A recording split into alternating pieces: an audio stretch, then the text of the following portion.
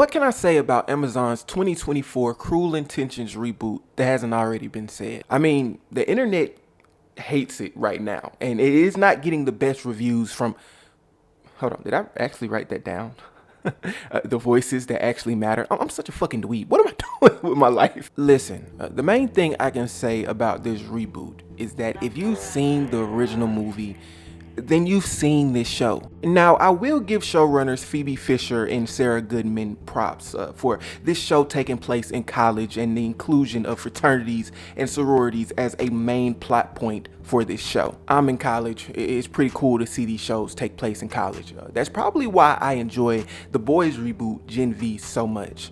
But as I watch this show, I can't help but to see it as a retelling of the original 1999 movie, just with a different setting and a slightly different premise. The premise being this: Cruel Intentions 2024 follows step-siblings Caroline Mertel and Lucien Belmont, the two being president and treasurer of their respective Greek organizations at the elite Manchester College. After a hazing incident leaves both organizations under fire, both Lucien and Caroline must come up with elaborate schemes to keep both organizations afloat. The fraternity's next step is simple: naming Scott Russell, the hazing victim, as their new president. As for the sorority, well, enters Annie Grover, the literal daughter of the literal vice president of the literal United States of America. And here is where we begin to enter familiar territory. Now in a tug of war with student activist Beatrice Worth over Annie Grover, a desperate Caroline, how can I say this without...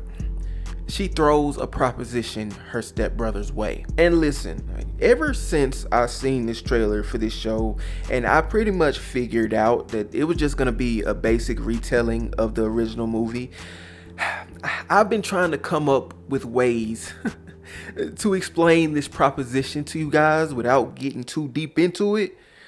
But I'm at the point where I can no longer pretend that this shit isn't crazy as fuck. So I'm just gonna come out and say it, man. She promised her stepbrother, if he was able to convince Annie Grover to join her fraternity, that they would... Note how the smart antelope and the poor antelope forget their petty differences and band together to defend their pink-antlered best friend. Until the cows came home.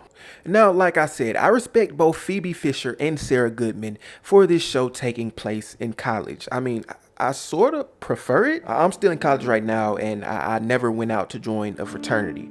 But I'd like to think that being a president or a treasurer of a prestigious fraternity or sorority at a prestigious university is 10 times more important and has 10 times more stake than just being the queen bee at a high school. Even though the high school in the original movie seemed to be pretty prestigious in its own right, but I don't know. I just think it being in college is a 10 times better idea. If you disagree, argue with me in the comments. But now that we're done with all that, how is the show? How is the acting? How is the plot? How is the cinematography?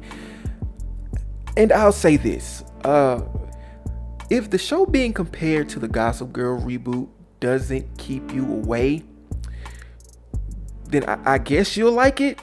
And I mean, at first I disagreed, but I kind of see it now. I mean, they share some of the same issues. For example, the chemistry between the actors seems a bit inconsistent, especially between the two main characters of Lucien and Caroline, played by Sarah Catherine Hook and Zach Burgess. And not to call them shitbag actors or anything, because I think most of the acting on this show was good. I mean, not great, but it was serviceable. The actress who plays Annie Grover, Savannah Lee Smith, who was ironically also in the Gossip Girl reboot, she does a pretty good job as the vice president's daughter who is conflicted on joining a sorority and protesting its existence. And she turns in a pretty good performance, and I can say the same for John Kim, who plays Blaze Powell.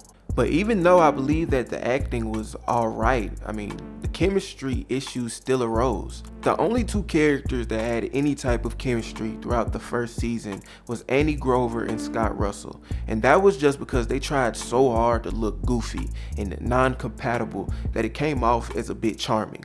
So that was an accident. And even though I said that this feels like a remake of the original movie, there are a couple of changes outside of it being in college that needs to be accounted for. The first being that the step parents are at least semi around in the first season. At least the stepmom is. It's Caroline's biological mom, so of course she has mother issues, and it's Lucien's dad, so of course Lucien has daddy issues. You know, the whole 9 yards. There's a student-professor relationship storyline in this show, and it's Sean Patrick Thomas, and I know it's not the same universe as the original movie, but it's pretty much the funniest part of this entire show that this dumbass falls for it twice.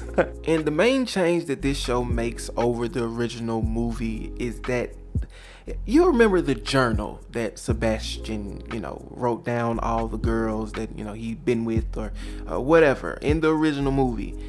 That swapped out for mixtapes. Ball is Life mixtapes. Let's call it that. And trust me, Lucien is dunking on everybody. He's dunking on the sorority girls. He's dunking on the regular students. He's dunking on random authors that come to the school. He's dunking on folks' mamas. He dunks on Annie Grover, the daughter of the Vice President of the United States. So keep that in mind while you watch this show. There's also a stolen fraternity money storyline that is very important to the first season, but doesn't get nearly enough time, so yeah, pay attention to that as well. To be honest, most of the first season feels a bit rushed, as you can tell that they want to use the first season to portray their revamped retelling of the original story of the original movie, and you can pretty much tell it goes beat by beat. I mean, from the new girl arriving to the proposition to Lucien getting the girl to the whole, oh, you were just a conquest thing, to, all of that. They might as well have just made a movie. The only difference in this is that Lucien didn't die, and he's the one driving the car down the road, opposed to like Annie Grover or something, and that there was no like big shit hit the fan moment for Caroline, because you can tell they've left it open-ended for a second season, which I don't know if they're gonna get. I'm not gonna lie. Will Professor Chadwick keep his job? Will CC call out Caroline for being a manipulative this entire season? Is Andy Grover a sleeper agent for the anti-Greek agenda? We probably will never know. But would I recommend this TV show? Now, I'll say this. I was never crazy about the original movie, but if you guys love the original movie and you absolutely have to find out if this shit is worth it or not, then watch it yourself and form your own opinion. But in my humble know-nothing opinion, this is just a revamped retelling of the original movie with worse acting, worse cinematography, surprisingly. I feel like a lot of the cinematography today is so, high budget and shit that it's starting to feel basic. And, the plot wasn't as good as the original movie, even though I'm not crazy about the original movie. But I appreciate you guys tuning in to the monthly talkathon that I have with myself on my YouTube channel. If you like content like this, movie reviews, TV show reviews, cartoon reviews, hit that subscribe button, bro. We're on the road to 3K subscribers. My name is Michael Clark. I am Milk. I'll see you guys next time. Peace.